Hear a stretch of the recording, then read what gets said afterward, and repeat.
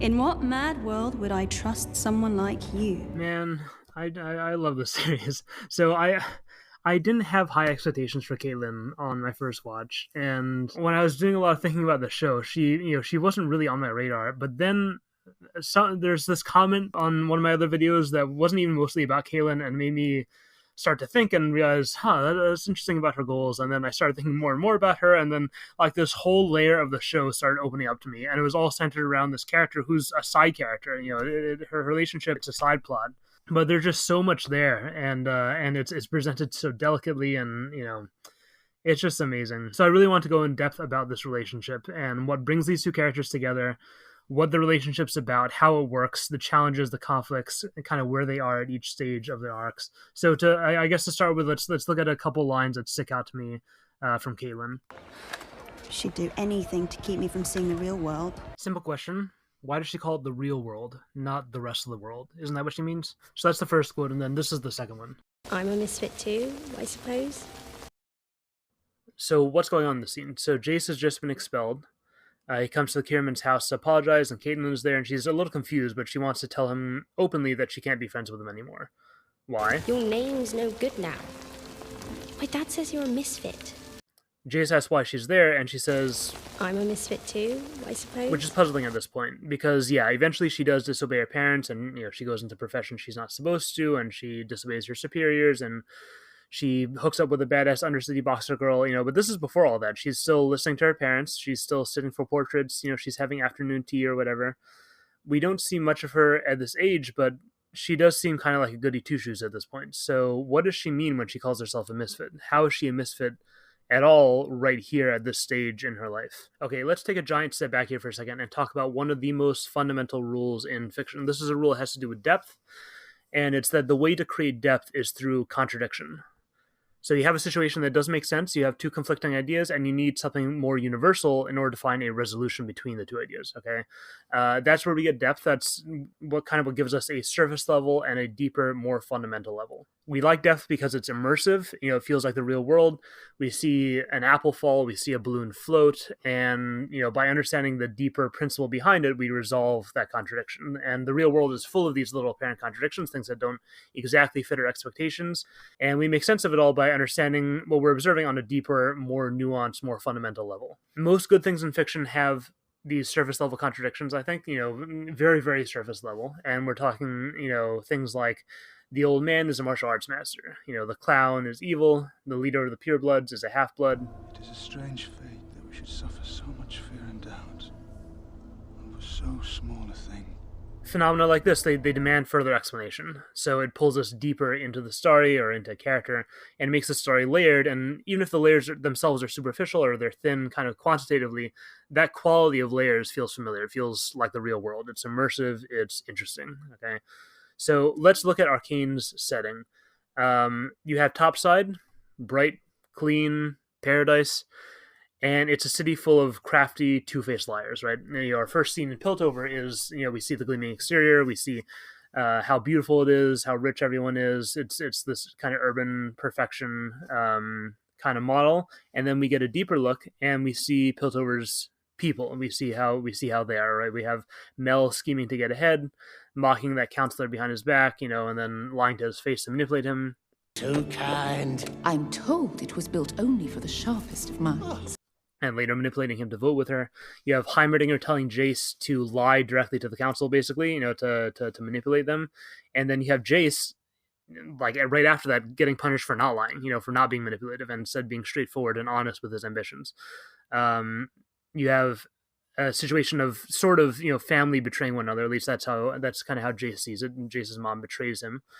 And, even stuff like you have Marcus, who gets in trouble for being too direct. Instead of being sneaky and schemy, And then you have the Undercity, dark, dirty, violent, but with some of the most loyal, good-hearted characters in the show, right? And what's our first scene there? We're shown the city, we're shown how dark it is, sketchy, everything. And then for a deeper look, our introduction to the people, we get that unexpected goodness. We see this business deal where one side expects honest, straightforward payment, and the other side, who are out-of-towners, by the way, they're not from the Undercity, they attempt to cheat and, to change the deal.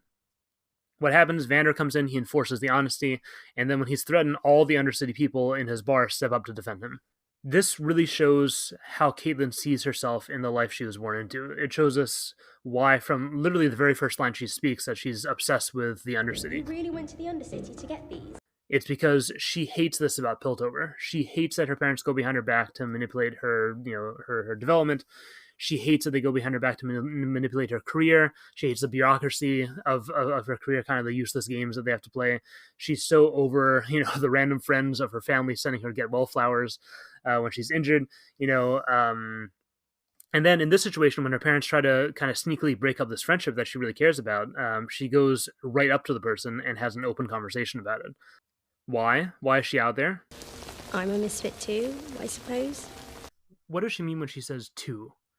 And I think this is interesting because it shows what she really does value. Why is she friends with Jace? How is he a misfit in this way? Well, when he needed something from the Undercity, which is taboo, then he just went directly and he bought it. And side note, he didn't even negotiate, right? It was just, straight and direct with him, no schemes, no playing the game, just going after what he wants. And kind of much more importantly to the character, why did he get expelled? It was also because he couldn't play the game. He couldn't wear the mask. He had to speak his thoughts directly because that's who he is, and that's why Caitlyn respects him. That's why she's such good friends with him. And you even see this little situation where Jay sneaks up on her, and she realizes that it's a joke, but she says outright, like she doesn't appreciate the sneakiness. Serves you right. And incidentally, in this, in this same scene, this is where she expresses her annoyance about her parents trying to keep her in Piltover, and she says, "She'd do anything to keep me from seeing the real world." And that's not the rest of the world; that's the real world. And what does she mean by that? The real world, because Piltover is full of lies. It's two-faced. It's fake. It's the fake world. And this is the tragedy of Caitlyn's character. She's been so sheltered in this two-faced fake society that she doesn't really know who she is. All she knows is that she's not this. All she knows is she needs to escape. Okay, so let's get to the actual meeting now that we understand Caitlyn a little bit better. So first of all, it's so Caitlyn to just go straight to the jail, figure out who to talk to, and then just ask them to help her. That's who she is. Direct, straight. Ironically. And Caitlyn's first instinct in talking with this person, it does reflect her upbringing. In what mad world would I trust someone like you? And then what does Vi tell her? You enforcers are all the same, just asshole criminals in fancy uniforms. I.e., people from Piltover are fake. They're just liars, and that's also a reflection of her past and her upbringing. And then Caitlyn does something no other topsider would do. She correctly identifies, I think by instinct, that any dealings with people from Zon is predicated on trust. And she says this outright later on. I know you have your reservations about me. This only works if we can trust each other. So she makes this decision, and at first she's not sure about it. And partly why she decided to do this, like we said before, is because that's who she is. But she's quickly starting to think maybe she's wrong. She offers Vi her trust, and then Vi just goes off and has dinner. She wastes her time seemingly, right? But all relationships in Zon are predicated on honest exchange, and that's what Vi is really up to. And really Vi is following through on her trust, and that's what she tells Caitlyn at the brothel. You offer something that they want, there has to be some kind of honest exchange here. And then, we have the iconic scene. You're hot, Cupcake. This is, I think, where Caitlyn falls in love with Vi. She's enamored with Vi's flirting. Why is that? Well, okay, so let's back up. Let's talk about Vi for a second. So from the moment we meet Vi, we see how utterly, uncompromisingly direct she is. Vi isn't just a boxer for style points, it's who she is. Her list of options has one item on it, right? And she will use option one over everything else and in basically every situation. And she, she doesn't need anything else. She doesn't need anything other than her raw self, her own two fists. She just directly confronts any problem, and she does whatever has to be done in the most straightforward way possible. That's Vi. And this is interwoven with her loyalty. Vi is someone who is completely loyal. She is willing to jeopardize and risk everything to follow through on loyalty. So when Vi wants to flirt with someone, she's going to do it in the Vi way. You're hot, Cupcake. No beating around the bush. And Caitlyn is enamored by that. This isn't just a scene about superficial attraction. This is her seeing the real world she wanted to see, where people are real. She finally meets someone who is as direct and honest as she is. And I think that's why she falls in love with Vi, because she's always been infatuated with the Undercity itself because of that quality of of no mask. Everything is direct, everything is real, and Vi is Zahn personified. Vi is the most direct character in the show. Two of the straightest characters here form this perfect gay relationship, right? Incidentally, so right after the scene, we get a subtler and, very similar moment, but just from Vi's side. Remember, Vi thinks all people from Piltover are two-faced liars, which is true, just not Caitlyn. Caitlyn, by the way, similar metaphor. She's a straight shooter. She aims at her target. She always hits, again, that directness.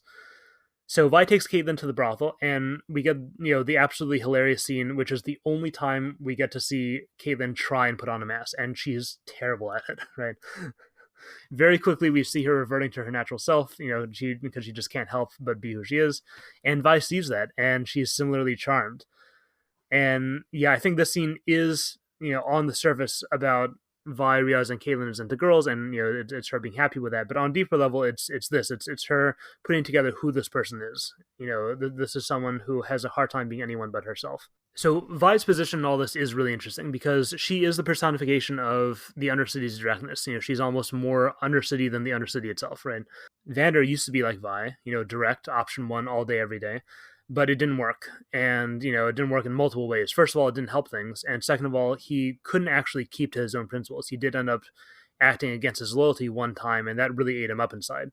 But more importantly than the effect on him, that's when Zahn itself began to change. Silco is always pontificating about this old self, new self thing, and so what is he actually talking about here? Well, he used to be the typical Undercity person, straightforward, honest, loyal, right?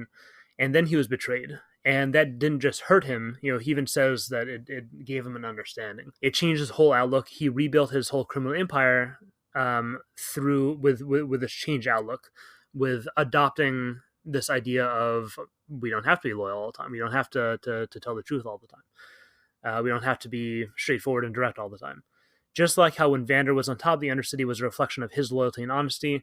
Once Silco is on top, then Zahn itself becomes more treacherous and more underhanded. And that's the Zahn that Vi comes back to. She encounters this Undercity that's really more like topside than it should be. And she encounters Caitlyn, a topsider who is more Undercity than most Undercity people, right? And that transforms her outlook as well. It's kind of like in a mirror of Silco's, that she realizes... So Silco realized that Zahn doesn't have to be this honest, loyal culture. And if we really care about Zahn, we should be willing to abandon these Zahnite principles for the betterment of Zahn itself, right? And Vi, she realizes that Piltover doesn't have to be two-faced and underhanded. And if she really cared about Zahn, even more so, if she cares about loyalty and honesty, it doesn't matter if she sides with an enforcer. That's not a betrayal. On the contrary, her real loyalty is to her own values. And this is the beauty, I think, of Vi and Caitlyn's relationship. These are two characters who, again, with the theme of, that theme of contradiction, on paper, they couldn't be more different. You have the rich kid police officer, and you have the ex-con street tough. But underneath, they're fiercely committed to the same set of values: trust, directness, loyalty. And it's through apprehending this quality in each other that they not only fall in love, but they realize the path they need to take in order to save their two cities. And, you see the bumps in their relationship. Those are the times... when they think those superficial differences actually do matter. Do yourself a favor, Cupcake. Go back to that big, shiny house of yours and just forget me. And seem to be indicative of two actually mutually exclusive worlds. Oil and water. Wasn't meant to be. Seeing past that is the beautiful challenge of this relationship.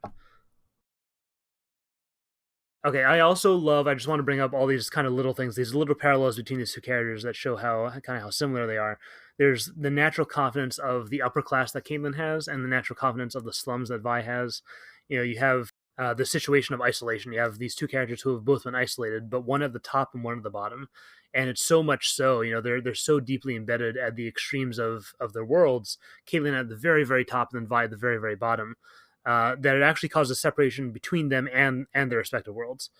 And that's kind of what both characters' eventual perspective shifts end up building on.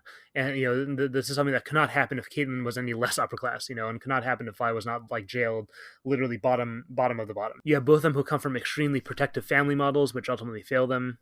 You have both of them who never really experiencing true companionship. Vi was always either a mother or a daughter or alone. And we've never seen her with a peer. We've never seen someone helping her.